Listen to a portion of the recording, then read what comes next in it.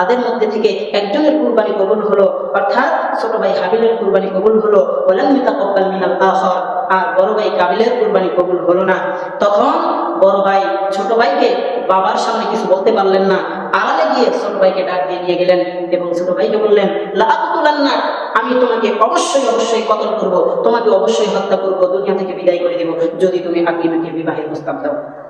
তখন ছোট ভাই আল্লাহু ওয়ালা ছিলেন, ধৈর্যশীল ছিলেন, তিনি বড় ভাইকে উত্তর করলেন, হে আমার বড় ভাই, তুমি যদি খালেস নিয়ত নিয়ে, পরিশুদ্ধ অন্তর নিয়ে যদি তুমি ইখলাসের সাথে কুরবানির বস্তু পেশ করতে, অবশ্যই তোমার কুরবানি আল্লাহ পাক কবুল করত।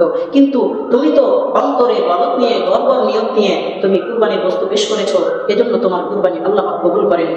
এই কথা শুনে বড় ভাই কাবিল আরো রাগান্বিত, আরো ক্রোধান্বিত হয়ে গেলেন।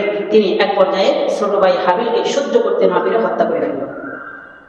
এখন এই যে কুরবানির বস্তুটি, ছোট ভাই হাবিলের কুরবানির বস্তু আল্লাহ পাকের নিকট কবুল হলো, এই জায়গাটা আপনারা একটু মনে রাখবেন। কারণ এই কুরবানির বস্তু দিয়ে আল্লাহ রাব্বুল আলামিন হযরত ইব্রাহিম আলাইহিস সালামের সন্তানকে ইসমাঈল আলাইহিস সালামকে এই কুরবানির দুম্বা দ্বারা আল্লাহ তাআলা ইসমাঈল আলাইহিস সালামকে পরিত্রাণ দান করেন।